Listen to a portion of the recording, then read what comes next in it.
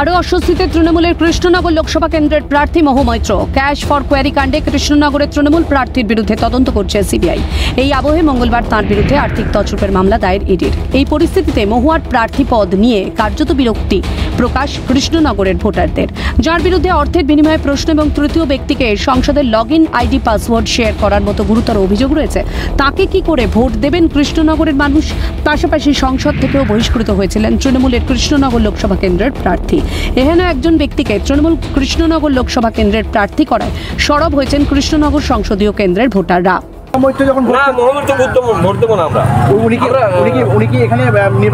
মুখ দেখতে পাই না আমরা, ওই ভোটের সময় 2 দিন আসবে আর সারা বছরে কোনো কাজ হয় না এই দেশে। আমাদের যা কাজ করেছে আমাদের ভারতবর্ষের মাথা তো নিচু করেছে, তো সারা পৃথিবী জানতে পারে একটা চোর, ওকে কখনো ভোট আমাদের দেওয়া উচিত না।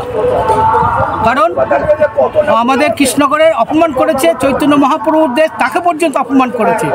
মানে ধুপুলিয়াবাসী কৃষ্ণনগরবাসী আমাদের ওনাকে সম্পূর্ণভাবে বয়কট করেছে। উনি এবার আর এখানে নিশ্চিন্তে থাকবে, উনি এবছর হেরে যাবেন। উনি কি এখানে এসেছেন এর মধ্যে? না না না, আসেনি, আমরা দেখিনি। ভোট চাইতেও আসেননি? না, ভোট চাইতেও আসেনি। উনি বুঝে গেছে উনি হেরে যাবে। উনি তার বিরুদ্ধে ক্যাশ ফর কোয়ারি কাণ্ড সহ একাধিক অভিযোগ উঠলেও ভাবলেশহীন কৃষ্ণনগরের তৃণমূল প্রার্থী মহু মৈত্র। এমনকি কেন্দ্রীয় এজেন্সি নিয়ে কটাক্ষ করতেও ছাড়েননি তিনি।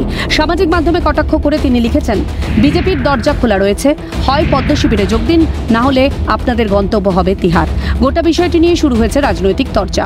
মহু মৈত্রের বিরুদ্ধে ইডির তরফে দায়ের করা নতুন মামলা নিয়ে তৃণমূলকে বিদ্যে ছাড়েননি বিজেপি রাজ্য সভাপতি সুকান্ত মজুমদার। তাঁর খোঁজা তৃণমূলের ঘোষিত নীতি হল ফেলো করি মাখো তেল।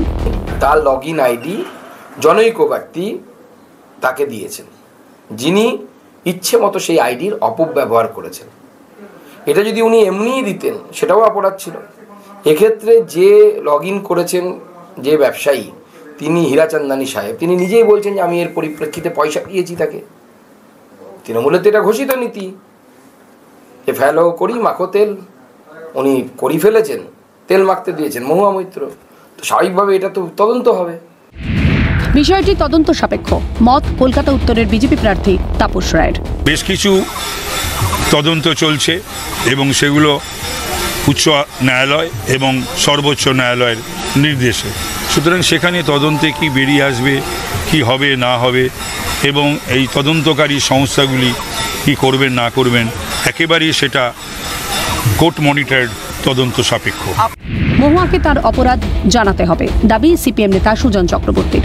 যে মহুয়া মৈত্র কি ব্যাগ ব্যবহার করছেন, কোথা থেকে পাচ্ছেন, দামি জিনিসপত্র কোথা থেকে আসছে, কে দিচ্ছে, এই গিফটের বিনিময় কি, সেটাও মহুয়া মৈত্রকে জানাতে হবে। তো মহুয়া মৈত্রকে তার অপরাধ জানাতে হবে।